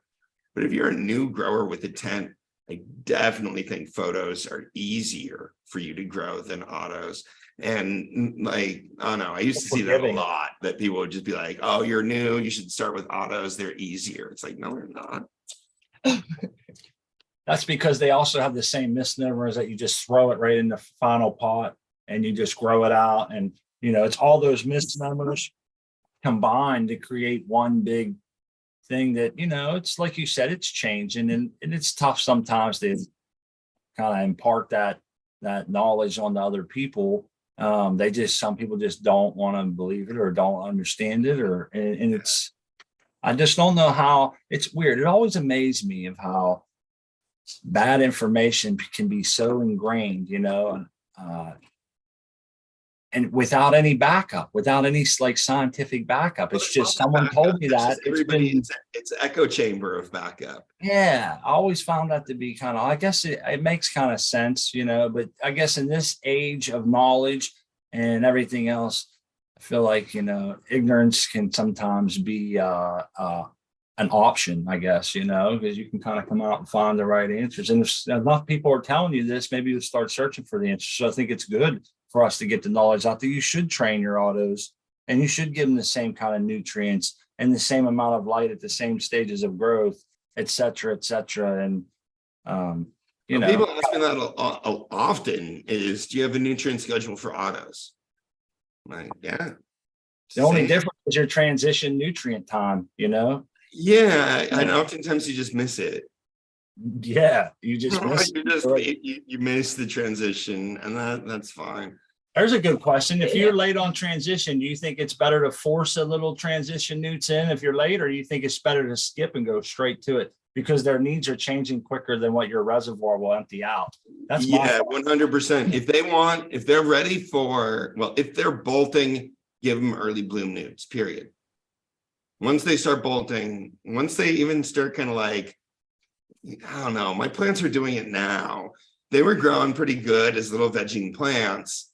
And then you flip them for a couple of days, they're just kind of the same. And then it's like their personality shifts. And I can almost see that personality shift. And they start to get like a little more, I don't know, I'm being like a crazy person now, but they become a little bit more anxious to grow. And I feel like I see it like in their leaves and in their posture. Yeah. And at that point, they're really entering, you start to see the morphological changes as they enter the flowering period too. So the leaves start looking a little bit different. And I think it might be kind of correlated to that. But anyways, at that point, they're entering the bolt. You want to put them on what's usually called early bloom or early flower blend during that whole bolt or stretch period. So yeah, if they start doing that when you're on autos, you think you're still on late veg blend, and then you notice, oh no, they're sort of getting ready to bolt, then just go straight to, I mean, you can give them transition for a day if you're not totally sure or whatever, but right. Then just go straight to early bloom. Because that was always my thing. I would end up on transition newts a little longer than I'd want to, or, you know, it just, sometimes I would miss it, like you said, or what would happen is I'm a glutton for punishment. I'd have 4 different strains in there. 2 of them would start to transition. 2 of them wouldn't, or 1 would, you know, there would be odd numbers. It's now really multiple nutrient batches. Think about the transition blend this way. Transition is much more stressful for photo periods than it is for autos. Just is. Autos are expecting it. Autos are doing it to themselves. Photos are like, what the hell happened to the light? And they're like, they're responding to something, and that is a stressful thing. And that transition, what we do during the transition is basically take our foot off the gas pedal and let the plants go through that transition. Autos don't need that kind of easing up in the same sense that photoperiods do, because their transition from vegetative growth to flowering growth is not a stressful exogenous event.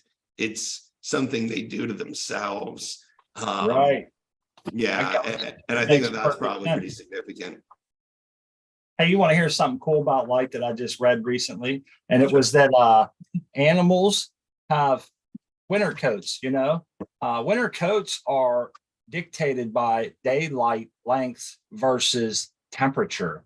So that's what tells an animal's body, they said, like cats and dogs and whatnot, to start growing a winter coat or to lose their winter coat for summer. And my wife and I had both would have probably bet money that it was temperature related. And we come to find out that it's day length. I'm thinking, so day length. Temperature, they said it's both day length and temperature. It said it wasn't It's temperature not related. It temperature. was day length related. Now this is Google, and you know everything you read on the computer, Doc, it has to be true. They can't put it on the internet, right?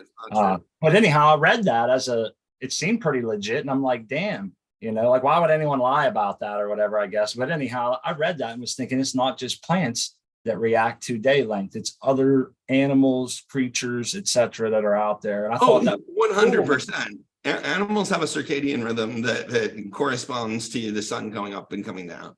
And that clues us into our sort of surroundings.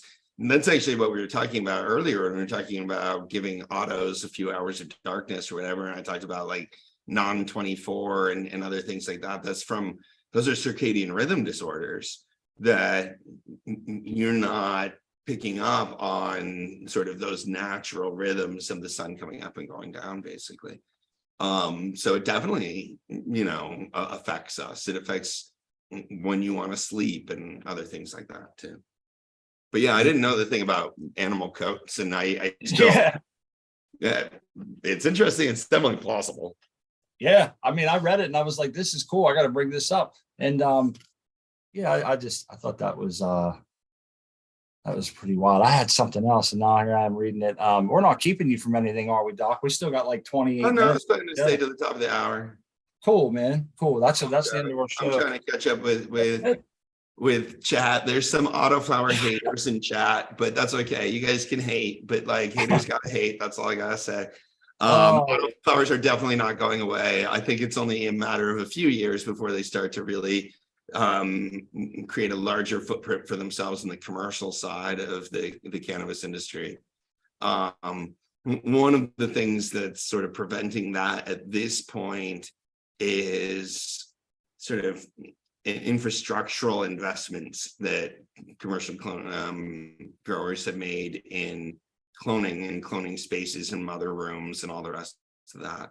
And sort of, don't know, growers get comfortable doing what they know how to do. But there are definitely operational and production advantages from growing autos, even at this point with breeding, and that's only going to sort of improve, I would say. There are still some issues with consistency, but there are some breeders that are really looking at issues of consistency, and I would expect that, you know, those issues will start to become resolved in a matter of a few years. I think what'll bring people around, in my personal opinion, is THC and terp tests that match the counterparts of photo period. So if you have a Ghost OG, for example, Autoflower, and you have, say, the photo period version of Ghost OG, and they both test at 20%. So different. Like, you know? Yeah, but the difference, and let's talk about that a little bit. I think that's how the community will perceive it. And that's kind of how I perceive it. There's no such thing as like a Ghost OG photo period, and then it's like brother or sister plant that is the Ghost OG Autoflower. Okay, this is a good point, man. Yeah, I like this is a great point. Yeah, there's a lot of breeding that you have to do to get that Ghost OG that was a photo period now to become an Autoflower. A lot of crossing, at which point you've scrambled a lot of the genetics. Now you may be able to sort of bring in large clusters of traits that were predominant in the the photo period line that you're trying to work with, but it's gonna be different. I mean, it's gonna be different. Like the photo period or auto flowering issue has to be different, and it's not like you can go in. I mean, they could probably with CRISPR, but that's not what they're doing. Is going in and just surgically changing that one gene. Right. So what you do is you would take like your Ghost OG or whatever it is that you have your photo period that you want to work with, and start, cross it to an autoflower, run a big selection, find the ones that kept on with the autoflower trait through generations, select that out, find the ones then that still have the desirable traits from the photo period parent, potentially cross it back to that photo period parent, and again hunt for the auto periodism. Like all of that, you've scrambled things. You can get a really good auto flowering plant, and there's been a lot of really good auto flowering plants bred that way, but they're not anymore, I would argue, very similar to their photo period cousins. Because I see like even my favorite seed bank, they word it just like this. If you've, or something like this, if you've enjoyed the Ghost OG photo period, here's the autoflower version of that. And I'm thinking in my mind, Doc, I always thought, well, damn, they took like a ruderalis and some shit from that photo period and somehow got them together and maybe worked them, however you want to say it, to where it's not ruderalis dominant. That's how I always thought about it. Right. They're not really going back to ruderalis anymore. Just another auto-flowering plant that has auto-flowering traits. I got you. And you'd want to cross those in to the trait that you're working with. But every time you're saying, that takes many generations, right? Like there are like quite a few, maybe years. Wouldn't it take years to get that done from beginning to end? By the time you was able to harvest everything, multiple generations. Yeah, you do it properly. To do it doesn't require much at all. You choose an autoflower plant that's similar to the photo period plant that you want to cross it with. So you're not going to have to hunt out a lot of dissimilar traits. Gotcha. And then you cross them, and you only do a couple generations work just on basically stabilizing the autoflowering. Making sure that all the representatives are now auto flowering. And when I would basically argue about those, I understand that breeders are going to sell them as the auto flower version of the photo period plant, but that's marketing more than anything else. And it probably was crossed with that photo period plant, but the traits, the terpenes, the cannabinoids that you're enjoying are probably also a big part of that are from whatever auto flower that they were crossing with at that point. I think that's how a lot of the autoflowers are made, from photo period plants. That makes sense. Yeah, no, that's good to know. Yeah, so we get a lot. I mean, and there's just so much shenanigans that can be played in the breeding and naming games like that, especially if it's one of their sort of lines, where they've been breeding the photo period for a while, and then they could come up with almost anything and say that it's the autoflower version of that. It's an autoflower. It's probably going to be pretty similar to that in a lot of the dominant sort of phenotypic traits. But it's not like they just went into that photo period and like flipped a switch and everything else stayed the same and now it became an autoflower. Right. Yeah, I noticed you're right. There's a lot of people are really don't like autoflowers. I've always wondered why. I guess it's just because of where they started and where they come now. Here's something I read, Doc. The first autoflower bred for like cannabis to grow, et cetera, whatever, was in like 1996. Does that sound right to you? I guess like there's always been a ruderalis. Yeah, I mean, it was like in the 90s that lowrider was going around. Yeah. I wouldn't have said the first ever was in 1996. I thought it was sort of probably lower level frequency before that. But yeah, they're pretty new on the scene here. Back then. So that's still, what's 30 years almost? That's still without a lot of people like rushing to do that. it was kind of a slow probably to get a foothold and stuff. So I think a lot of that just comes from the same thing as we talked about before. There's not a lot of, I guess, information those people have to back it up. It's just something that they've always felt because of maybe their mentors told them that. They've always felt they believe that, and it's kind of autos used to suck. So I totally understand why a lot of growers or people that sort of want to be OG, right? You know, the people that want to be OG. Yeah. They're gonna be like, oh no, man, I'm old school and I only grow photos. Photos used to be like the only thing that was really available that was any decency. Let me just say, autos absolutely have advantages over photos in terms of production. They're fun. And when we're thinking about indoor horticulture, I always encourage people to think somewhat about production because we're using a whole hell of a lot of energy and we should be somewhat mindful of what we're trying to produce, having used all of that energy. And autoflowers can increase production, especially returns to time and space. I think it is an open question, actually, whether they improve returns to power. But I think they improve returns to time and space enough that in the commercial setting, it's absolutely going to be an advantage.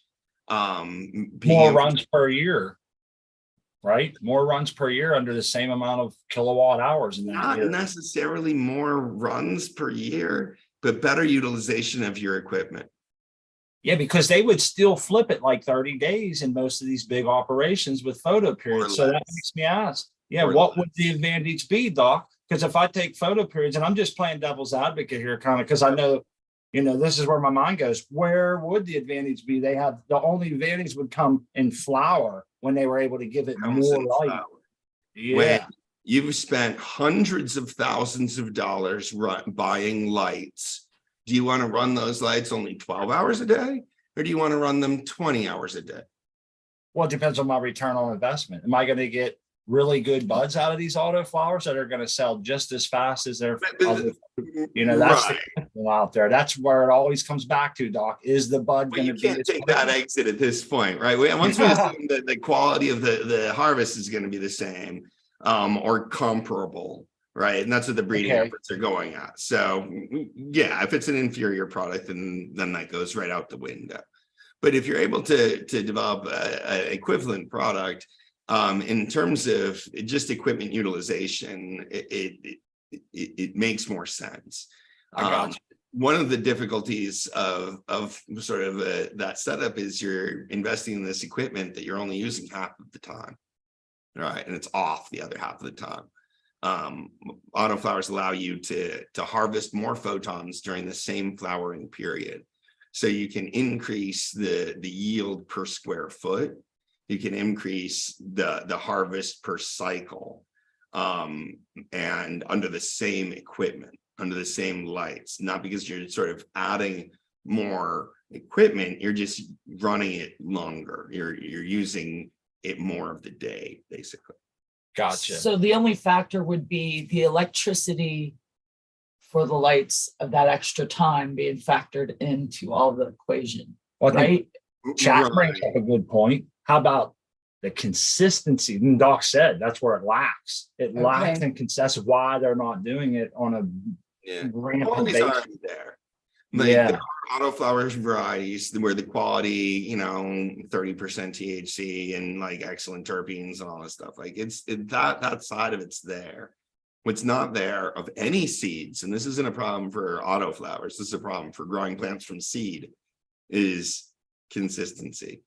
So the number one reason that commercial growers grow from clone is consistency. But that's a little overblown too.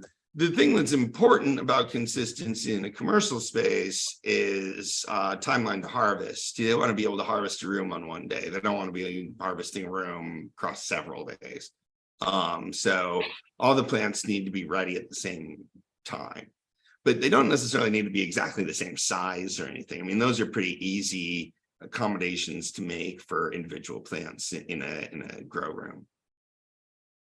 We often tell people this too. If you buy auto seeds, you're buying a grow. If you buy photoperiod seeds, you're buying genetics, because you really can't save anything from that seed. So if you're like hard to get seeds, you know, if it's hard for you to get seeds, and you're definitely need to take clones on. So there's like other people where autos don't make sense. But I think I look at it differently. The people that don't want to try the autos or are like steadfast against it, I feel bad like they're missing out on some fun, man. Because I like to have, I think they're really fun to watch them grow and see like different things about them, and watch how they respond to pot ups and toppings when you've heard your entire life, don't do this to them. And you watch, yeah, you're like, holy shit, man, like 10 days they're ready to pot up again. It's like, wow, you know, and so it's crazy to watch that happen, and to watch the, you know, we learned like more roots, more fruits, and we've kind of watched that happen right in front of us with the pot ups and something. And how is this not very obvious? So I feel like people are missing out on the fun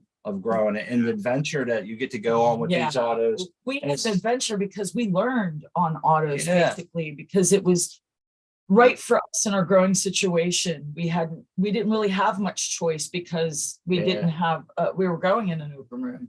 So I have a special place in my heart for autos, because that's how we got our start, really. And that's why we're here, because Hermes mostly photos too. But I agree. I think autos are fun. Autos are a learning experience, and autos are a fun challenge. I think, especially for growers that are used to growing photos, they present a different challenge. And one of the things that we really like about, you know, doing the grow challenges is pushes us to learn to become better growers. Yes. And it gets you to try something outside maybe your comfort zone a little bit, because other people are doing it as well, you know.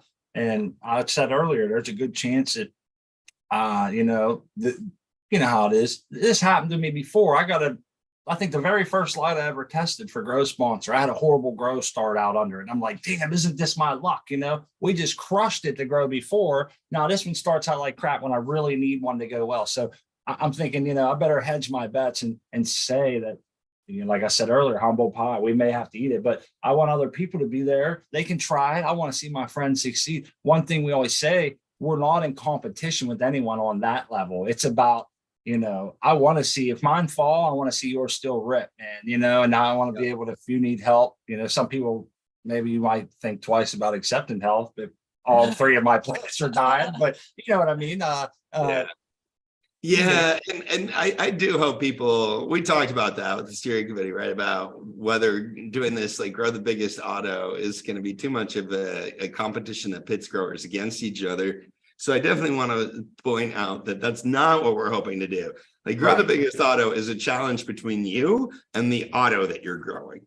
And it's your goal to try to grow the biggest auto out of that. Like, and you're rooting for everybody else to succeed in their efforts to grow the biggest too. You know, and yeah, there's going to be a prize and stuff like that, but you're not going to win the biggest auto because everybody else screws up. Like, you know, you're going to win the biggest auto because like you had a challenge with your particular plant, you developed a relationship, you figured out, you know, what it needed, and you got really invested in that side of the relationship, not in sort of the you know, I'm going to win by tearing everybody else down attitude. So I definitely hope that we can keep the attitude of collaboration. Oh yeah, most definitely. You know, that is just the spirit over there too, is we all want to lift each other up and help each other out.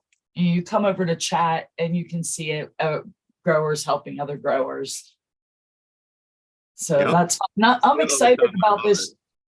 I'm excited about this auto challenge because it will be, knock on wood, if everything goes right, the first auto flower going in our Canatrell. Yeah. We've not had an autoflower in the Canatrell yet. It makes us wonder how much. I'm excited to see. You know what I mean? Like we got all these photo periods we've been running through these Canatrells, and we're getting it, but we never was able to grow an auto and put it in it. So I looked at my wife and we both had the same idea. Like, how many of those autos we grew would we have had a different take on their potency, their quality, and all that versus yield, etc. Had we had the proper curing, because I know a lot of times we threw a bunch away because it just didn't cure right, which prodded us to get the can of trial. But we're excited to do that and maybe run a couple of these. And the reason we're talking about autos today, everybody, is because there is an Autoflower challenge going on at Cocoforcannabis. It starts on 4/20. It's the Spring Autoflower Challenge, the 4th annual. There's room for photo periods. There's no exclusions. There's really nothing that can exclude you, even if you want to grow a tomato plant, I've recently learned. Yes. You can top We'll have those. the whole tomato section if that becomes popular. Misfits over there. Yes. Hey, it's funny, Doc. We were watching Jim Belushi's grow show, the very first episode. The first 5 minutes in, he's like, I call myself a misfit. And we have a group of misfits here. And I looked at my wife and I was like, wow, we have a group of misfits every time and every. Yeah. Yeah. And I'm thinking Jim Belushi. Join. Yeah. He has a grow out in somewhere, California, I think, or something. Oregon. And yeah, it was pretty cool, that show. But we just watched the first half of the first episode and I heard misfits and I thought that was cool. But if everybody wants to, or if anybody wants to grow photos, there's definitely room for you as well. And we hope that people get involved in the side challenges, and good luck to everybody. There will be an opening day giveaway, I believe. Is that going on this year? The what? The opening day giveaway. Is it going to be we're doing this. This is our seed giveaway. Okay. Yes, that's what I was thinking. We're doing this one for Canadians. We're going to be doing another giveaway with some of these Canadian seeds and with some homegrown cannabis company seeds through our newsletter this weekend. Yep. So if you're not registered for the newsletter, we're going to be having an opportunity there. And then giving genetics away. And like I said, we are going to have prizes for the biggest auto and the smallest auto. I hope to announce that soon. We've got dealing with a sponsor that's sort of dragging their feet on answering our emails. So, I think I got confused with the End of Grow Awards. I got so many different emails and notes here. It's the End of Grow Awards coming up, not opening day. Yeah, so this is we're going to have those good genetics. I like that apple fritter we got going right now from Homegrown Cannabis. The mimosa too. I decapitated one of my apple fritters by accident. So that was my accidental decapitation. The other apple fritter looks really nice, though. I will say that. Homegrown Cannabis Company. We're definitely. I'm looking forward to smoking some of that. So far, it's been a resilient plant. I fried them early on. They came back. We got to flower them out kind of small, but I like the way that they're built. I like the way the frost on them, the smell, the denseness of the nugs. I know not all that is directly genetic, but they all come together in a house of cards. So I'm happy with everything so far. Yeah, I am too. Looking forward to doing it again. Yeah. But looking around, that's the other cool thing about doing that. Because we did, a bunch of people have been growing the homegrown genetics in the New Year's Grow Challenge. Everybody seems to be doing really well with them. So I've got those seeds. I'm like behind everybody else now, but it gives you hope, or it gets you excited, right? Yeah, it gives me hope. It gives me a little bit of fright there, looking at like Berg's plants. Pushing his roof off of his tent. Yeah, I mean, I got 6 tent plants in a 4x2 tent, so they better not. I mean, get big. He's got 2 plants and like a 3x3 tent. So and his lights ratchet. That doesn't work out really well in my favor there. Yeah. I think he said that he made a mistake in his veg time or something. Yeah, he definitely veg longer than I did. Yeah, I think you're a little bit safer than him. And we've all been down that road where things happen and you're like, oh man, I got to get these flipped. And they're like, they kind of, at least one ends up being a light bully and you kind of try to work around all that. You're either raising plants or super cropping. And oh man, so I don't envy Burke. I know how that feels. And it's tough when you get there, but it's nice to see those genetics really taking off. It looks like they're going to stack deep for him. They just got to handle it until the end, I guess. Yeah, exactly. I'm excited to see my plants fill in the tent at this point. So seeing everybody else's plants, several weeks ahead of me is just I'm ready to go for it. but it's nice to have that kind of guide out in front of you. And doing the same thing with the Spring Autoflower Challenge. I think it's really cool to be growing right alongside with a bunch of other people, all drop on the same day and sort of see how your plants are doing compared to everybody else's, Oh yeah. Yeah, that's just A lot of fun. We're down to our last 5 minutes here, Doc. I know it goes by quick. We're going to put the links up. We're going to get a couple links up for people can sign up at the Grow Challenge. We're going to get links up for the Crossbone Genetics if somebody wants to check them out, check out their website. We have an admin at cocoforcannabis.com pinned in the chat for anybody who won. Please make sure that you get a hold of Jordan and at that email address. And we also want to make sure that we go over Doc's new Ask Dr. Coco show on Patreon, and we'll get the Patreon link up there. It just started up. I think you're on week 5 already, I guess. Going into week 6. Yeah. Yeah.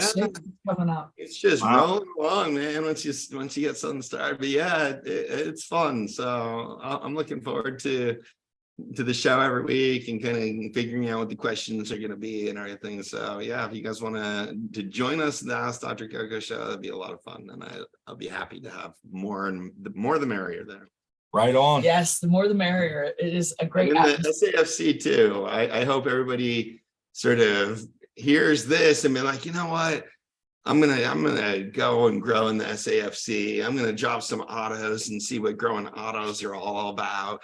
Even if I don't try to grow the biggest or the smallest auto, I'm just gonna grow some autos along with literally hundreds of other people that all drop autoflower seeds in the same day and see what it's like to really grow together. So right, see the different things, how they do difference between all these different grow environments, different parts of the world, different substrates. And it's pretty wild to see all the different strains and stuff, because a lot of times I'll see one that I have my eye on and I'll be like, oh, someone's putting it in the Grow Challenge, so now I get to watch it and I'll know a little bit about it, see how they do it, how their system compares to mine. There's a lot you can learn there, and it's a lot of fun. So definitely the links are in the chat. Please get over there and check it out. And please stop back on Sunday, because we're going to be giving away more seeds. Yes. Yeah, stop back on Sunday. The Sunday's the news show. Yeah, stop back Sunday. We'll be giving away more. Subscribe, guys, if you're not. I imagine a lot of you are already subscribed to the Smart Poker YouTube channel here, but be sure to subscribe. If you're not, you should look down and it should say subscribed already, and give the show a thumbs up. Small Poker and Crispy Wannabe are just some of the most dedicated growmies, always looking to support other growers in the community. And subscribing to their channel and liking the show is a small token of all of our appreciation. Right. Thank you so much, Doc. That we really appreciate it. That's a raving endorsement. We appreciate it for sure. Absolutely. Awesome community here. We try to live up to the Coco for Cannabis. That's what started all this for us. We tell people that all the time. And it was the collaboration we learned there and some of the stuff that was imparted to us so freely. We try to give back freely as well. And it was a time in our life where people would tell us, they wouldn't tell you the secrets to growing. It was a well-hidden secret, and you was competition and everything else. So it was like, to find a community like that that's saying, look, make your own medicine, but don't make it alone. Grow your own, but don't grow alone. And I think that's pretty powerful stuff. A person gets a real sense of pride for making medicine for themselves, whether it's photos, autos, soil, whatever. We all have a common thread, and the grower love, it should be, how they say it on Seinfeld, hot and heavy, right? Yeah, we're going to be hot and heavy with the grower love and getting those plants. The more cannabis on the planet, the better. Yes. So love all around here. We try to support everybody in their ways and their size.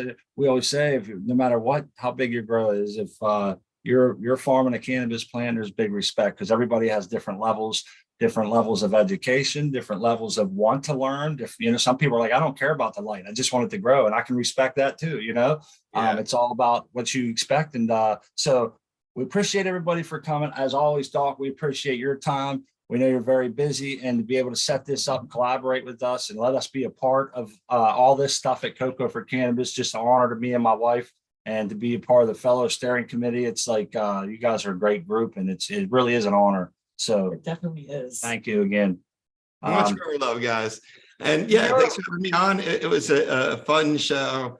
Glad we got some Canadians, some seeds, and yeah, all you Canadians out there, go tell your Canadian grower friends to show up on Sunday and win some more free seeds from Crossbone Genetics. And yeah, sign up for our newsletter at Cocoforcannabis, because we're going to be giving away seeds from Homegrown Cannabis Company and from Crossbone as well. A few sets of seeds there in this coming newsletter. Yeah, much grow love to the chat. And of course to Smart and Crispy, Crossbone Genetics, thanks for all of the seeds for the prize. And I hope we all grow together in the SFAC. And thanks to Jordan for joining, for taking the emails and for being a part of all this and everything. So cheers to Jordan, if you're still listening. What time's your show on Sunday, Spot? Noon to 2 on Sunday. We'll see everybody then. East Coast time. Yeah, East Coast. Eastern yeah. Standard Time. Yep. And we'll see everybody then. And grower love.